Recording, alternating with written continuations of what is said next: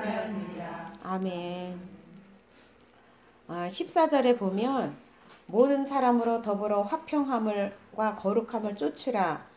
너무 간단하게 얘기했죠. 화평함과 거룩함을 쫓지 아니하면 하나님 얼굴을 못 본다. 하나님의 얼굴을 숨긴다고 그랬거든요. 그래서 이사야 64장 7절을 한번 찾아볼게요. 이사야 64장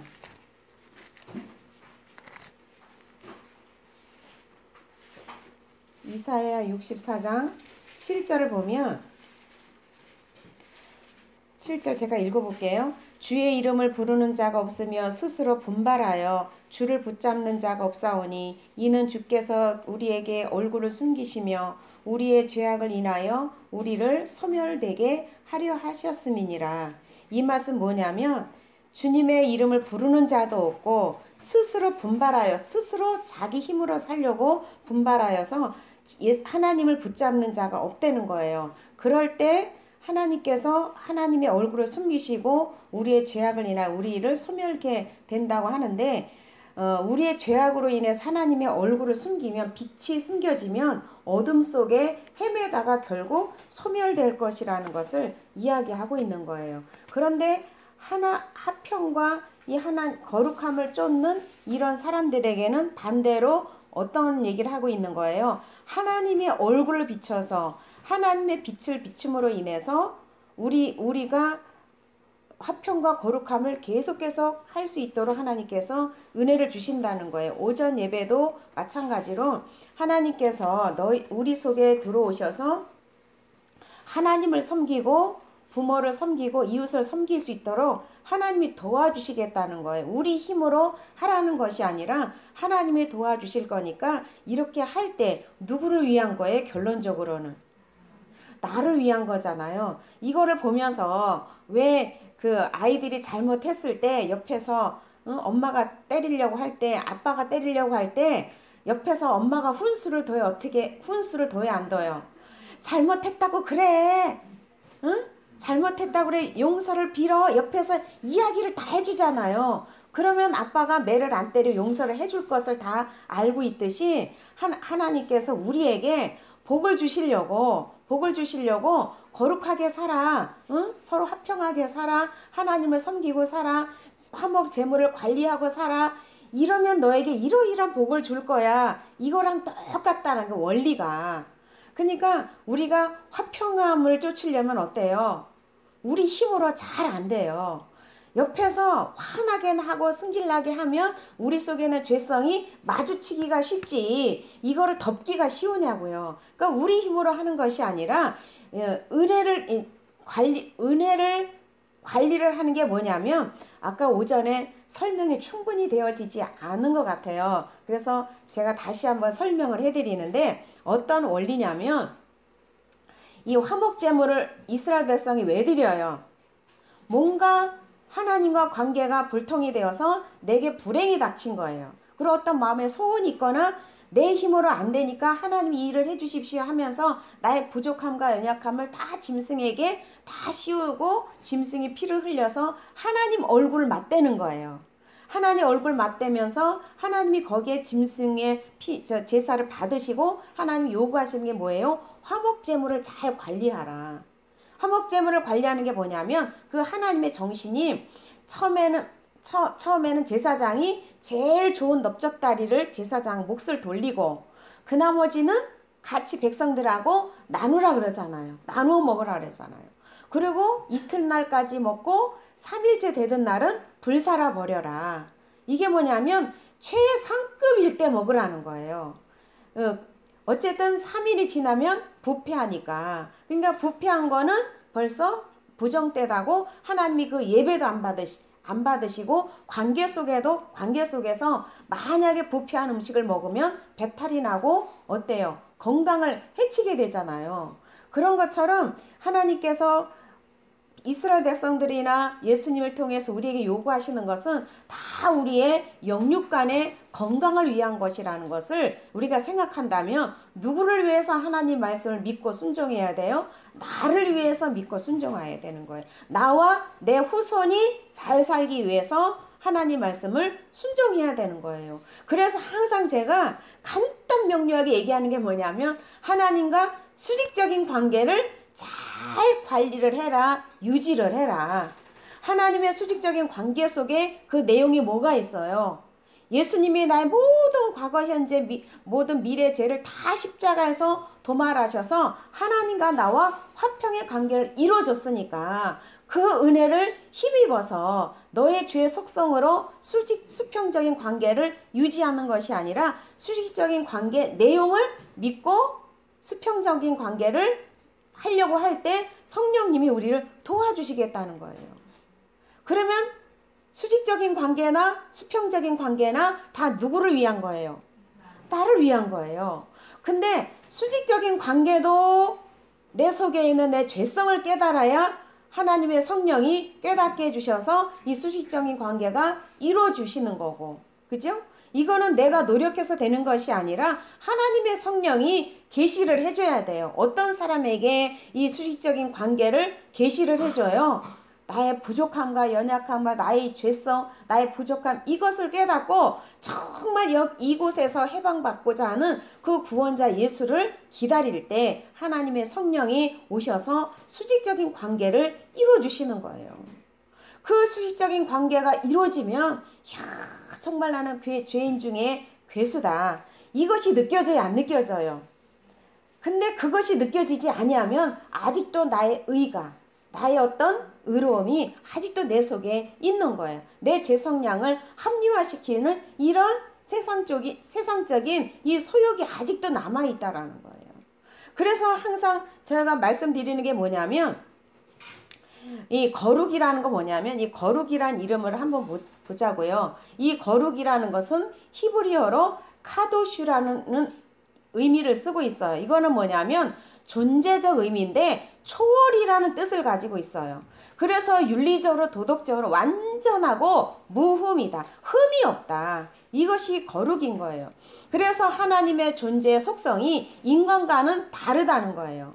그래서 모든 불이나 부정에서 온전히 분리되신 분이 이게 거룩인 거예요. 그래서 내가 거룩하니 너희도 거룩하라 하는 거잖아요. 그래서 거룩한 하나님을 섬기려면 하나님은 이 죄와 부정을 싫어하셔요.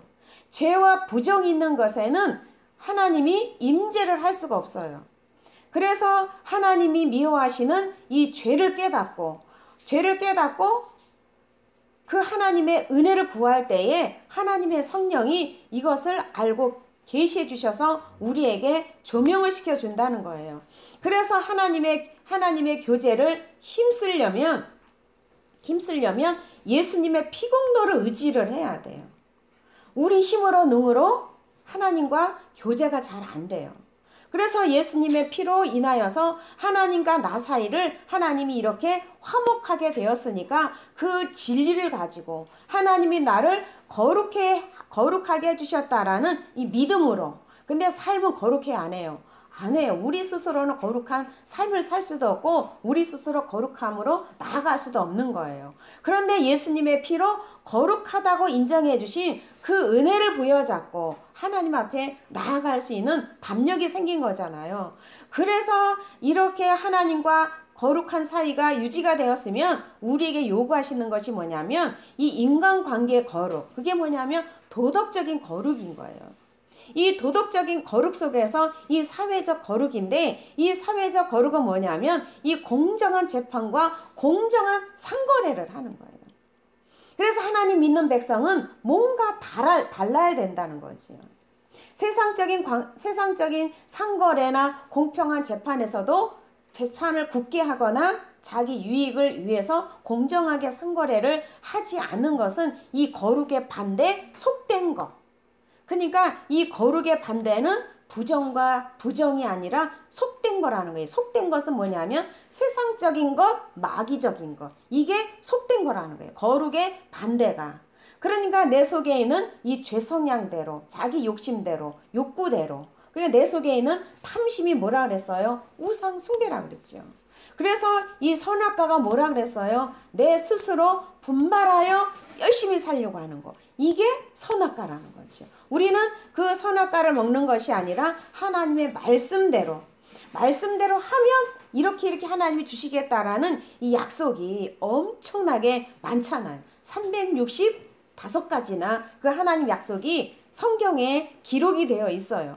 그래서 정말 본질적으로 이 신적인 거룩은 피조물과 창조물이 구별이 돼야 된다는 거예요.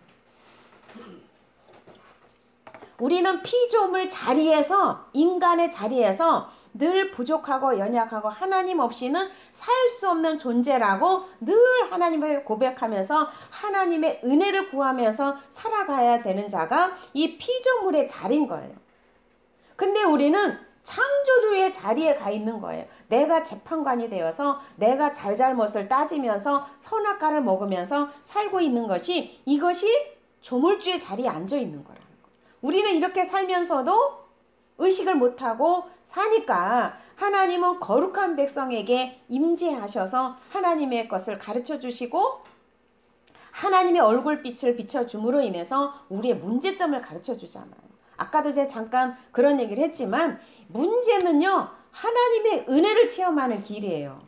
그리고 앞으로 뻗어나갈 수 있는 생명 에너지를 받는 핵심이기도 해요. 만약에 제가 하나님을 향해서 열심히, 그때는요, 그때 신앙과 지금 신앙을 보면 그때 신앙이 더 좋았어요. 그때 신앙은 오직 예수를 향해서 하나님의 말씀이며 무조건 순종하는 그런 때였어요. 그러니까 살아계신 하나님을 경험을 했고 하나님께서 말씀의 은사를 주셔서 그 신적인 세계, 영적인 세계를 알게 해주시니까 뭐 세상 것에 대해서 관심도 없었어요. 그런데 그 오물이 들어오는 그 사건으로 인해서 내가 뭘 바라보고 하나님 앞에 탄식하고 원망을 했어요.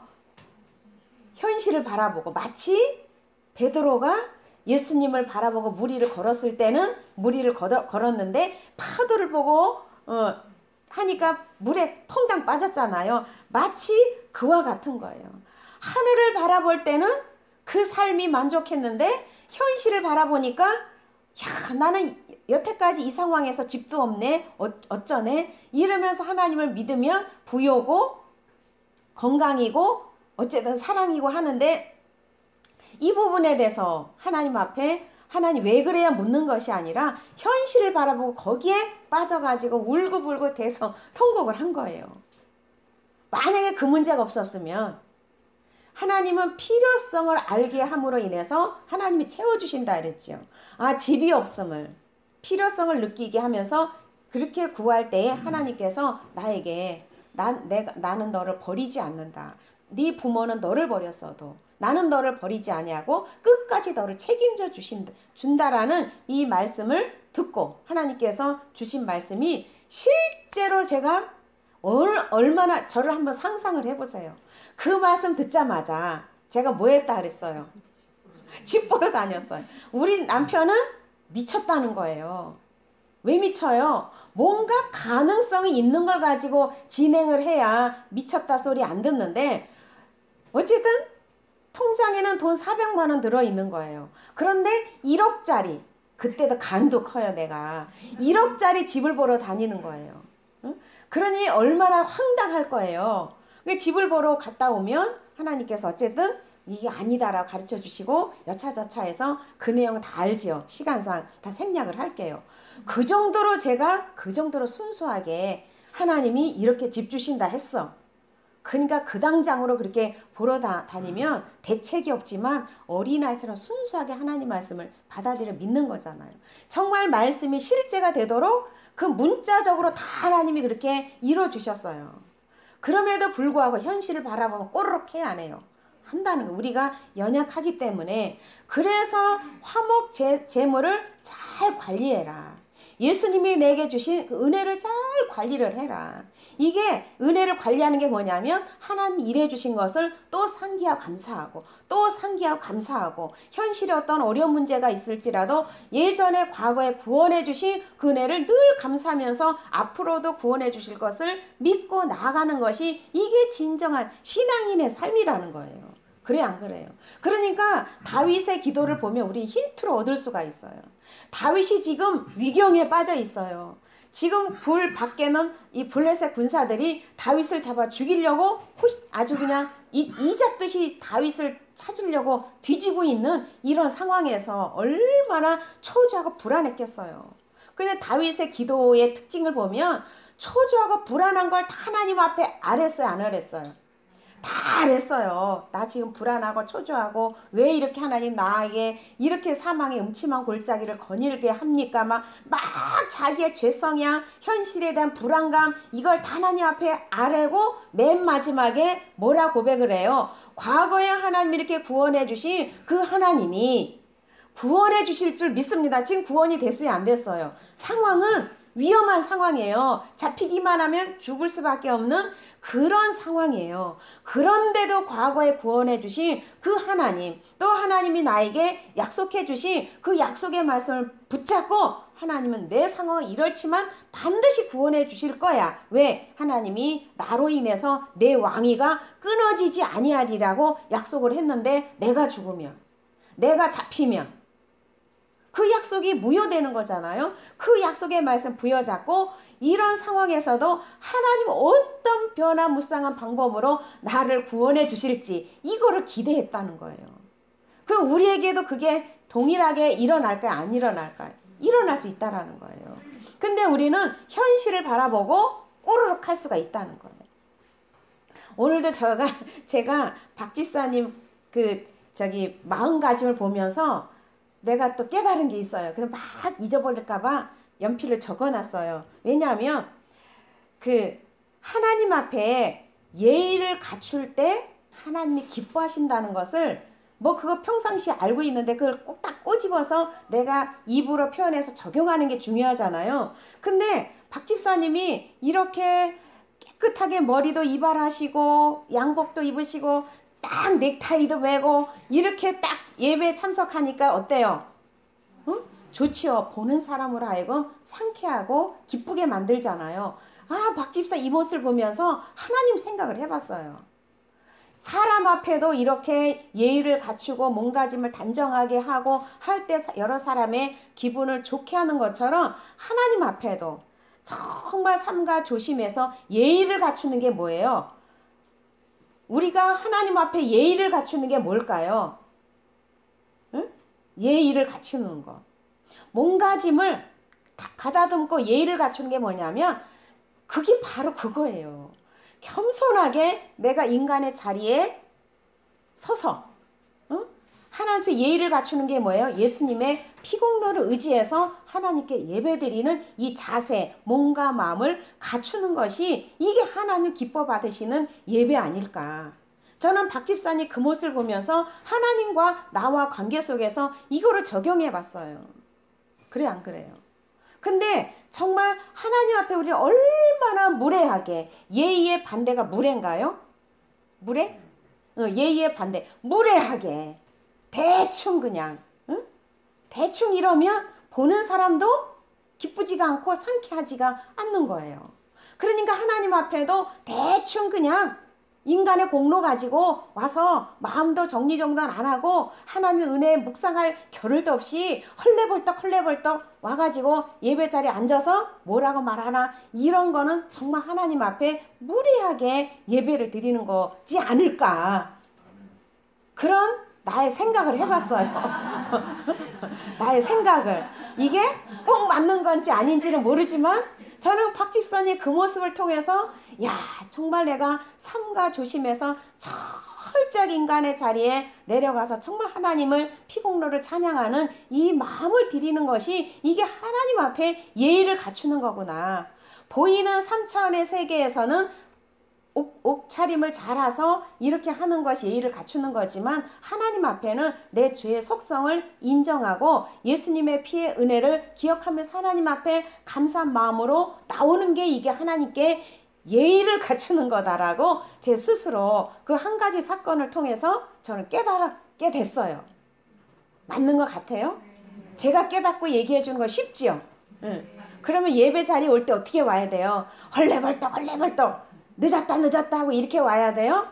30분 전에, 30분 전 아니래도 한 10분 전에도 와서 하나님을 묵상하고 나의 부족함, 연약함을 하나님께 고백하고 그렇게 예의를 다 갖춰서 예배 자리에 딱 와서 이렇게 해서 하나님 말씀을 다 어떤 말씀이든지 내가 그대로 받고 실천하겠습니다. 이런 마음의 정리정돈을 하면서 예배를 드릴 때 하나님 얼마나 기뻐 받으시겠어요.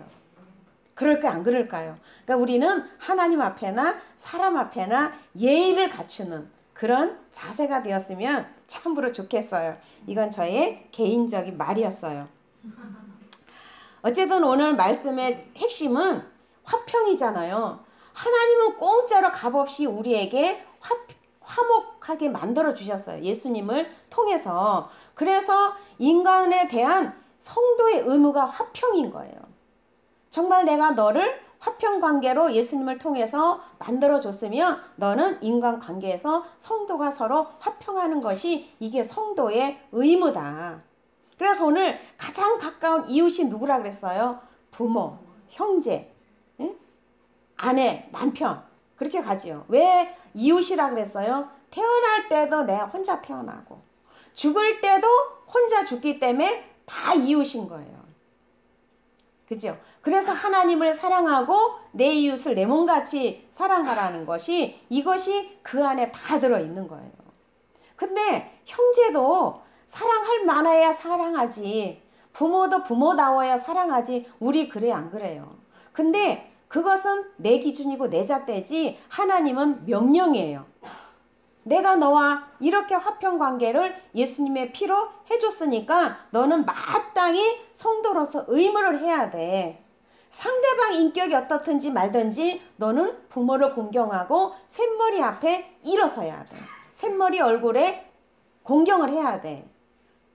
그거 할 때 우리 힘으로 하라 그랬어요. 내가 네 속에 들어가서 도와줄 테니까 하려고 시도를 해라. 그럼 할 수 있는 힘과 용기와 능력을 공급해 주겠다라는 거예요.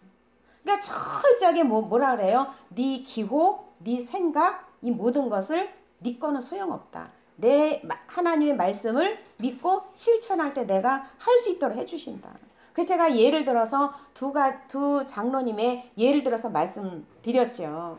그러니까 하나님을 향해서 달려갈 때에 하나님은 정말 부모를 공경할 수 있고 형제, 자녀를 잘 양육할 수 있도록 하나님이 다 제공해 주신다 그랬잖아요.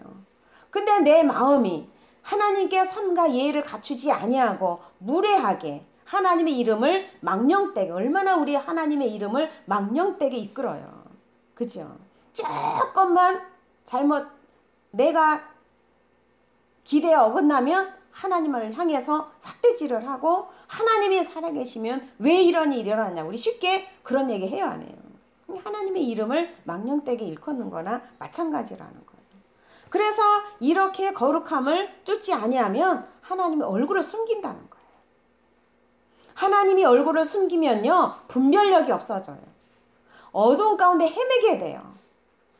그래서 그게 육적으로 성공인 것 같으나 나중에는 육적으로 쾌락을 향해서 달려가다 보면 그 성공한 것이 자기 그 죄성에 의해서 다 탕진하고 그렇게 된다는 거지.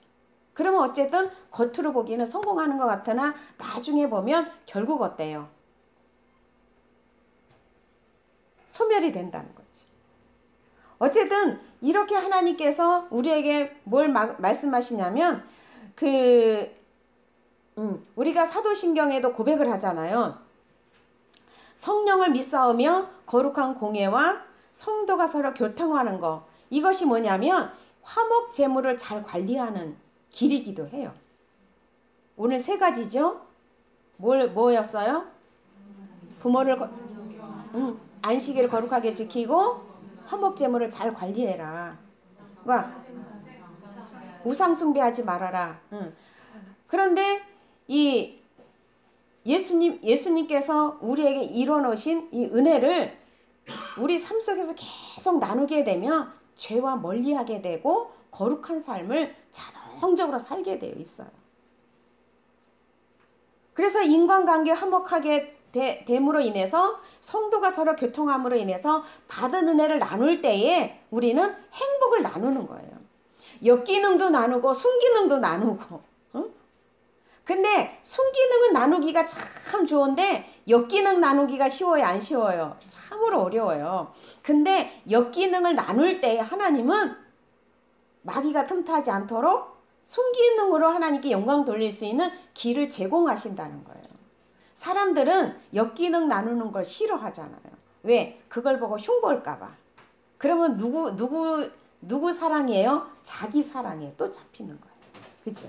근데 어쨌든 오늘 말씀을 기억하면서 정말 이 에서도 15절에 빨리 끝내려고 그러는데 너희는 돌아보아 하나님의 은혜에 이르지 못하는 자가 있는가 두려워하고 쓴뿌리가 나서 괴롭게 하고 많은 사람이 이로 말미암아 더러움을 입을까 두려워하라. 지금 두려워하라는 게 몇 가지가 나오잖아요. 은혜에 이르지 못하는 자가 있을까 두려워해라. 그리고 쓴뿌리가 나서 괴롭게 해서 많은 사람을 더러움을 입을까 두려워하라. 그렇게 계속 우리가 두려워해야 될 것은 사람의 이목을 두려워할 것이 아니라 정말 우리 속에 은혜에 이르지 못하게 하는 어떤 나의 죄의 속성이나 이 장애물 이것이 있을까봐 늘 두려워하고 또 우리 속에 있는 쓴뿌리 다른 사람이 독한 말로 나한테 독초를 쏠 때 얼마나 우리 마음에서 쓴뿌리가 나와요. 그렇죠? 그럴지라도 하나님 말씀을 생각하면서 그 감정은 주님께 아뢰고 하나님 이런 상황에서 나에게 은혜를 주세요. 이래서 하나님의 은혜를 받고 그 쓴뿌리 독초를 능히 소화할 수 있는 용납할 수 있는 이런 마음을 갖도록 하나님께 그 순간 듣는 순간 구해야 되겠더라고요. 듣는 순간 구할 때 하나님은 또 예수님의 십자가 은혜 사랑을 기억하게 되면 그래 나는 그보다 더한 자인데 예수님이 나를 이렇게 구원해 주셨지. 이걸 생각하면 그 문제는 그냥 빙산의 일각 정도로 느껴진다는 거예요. 근데 내 감정에 휩쓰이면 작은 문제가 아주 산더미처럼 아주 큰 태산처럼 느껴져서 감정에 폭 빠지게 되잖아요. 그러면서 16절에 보면 또 음행하는 자와 혹 한 그릇 식물을 위하여 장자의 명분을 판 에서와 같이 망령된 자가 있을까 두려워하라.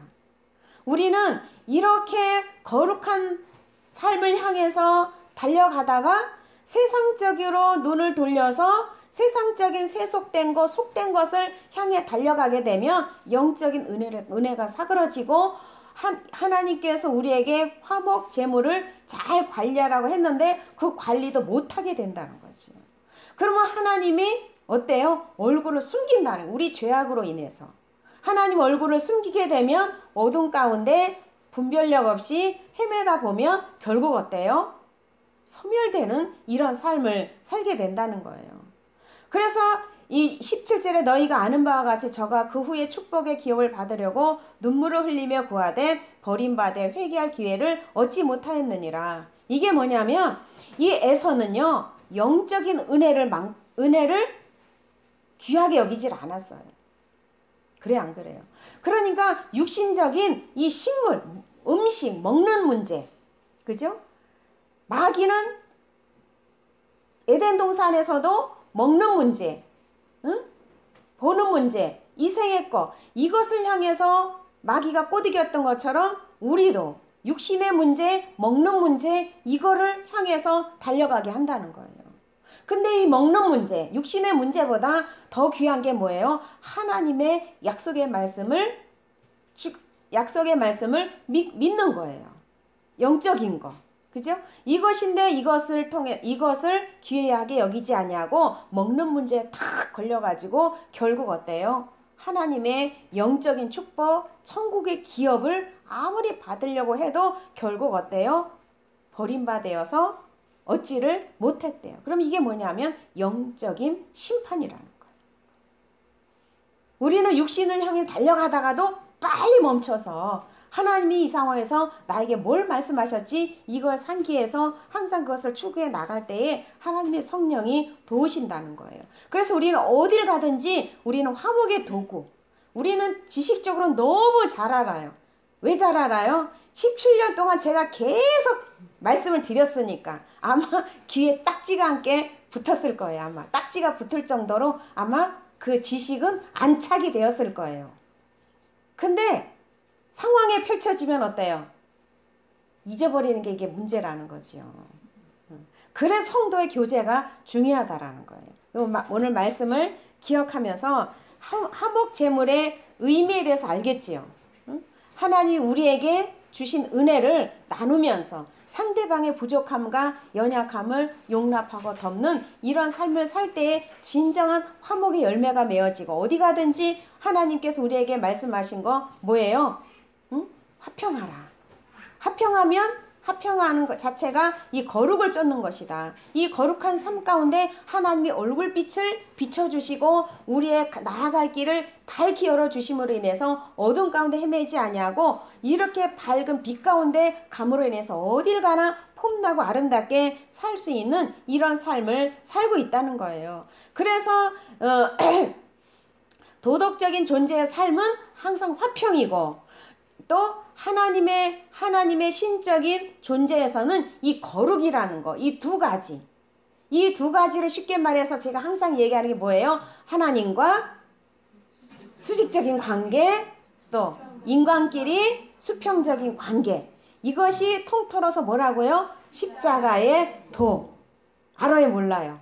네, 그죠? 그래서 성도는 어디를 가나 이렇게 수직적인 관계를 늘 의식을 해야 수평적인 관계에 승리할 수 있다라는 이 십자가의 발자취를 따라가는 진정한 그리스도인의 삶의 열매를 많이 맺고 돌아와서 다음 주일은 성도의 아름다운 교제를 통해서 또 배가 되는 은혜 역사가 나타나기를 기대합니다.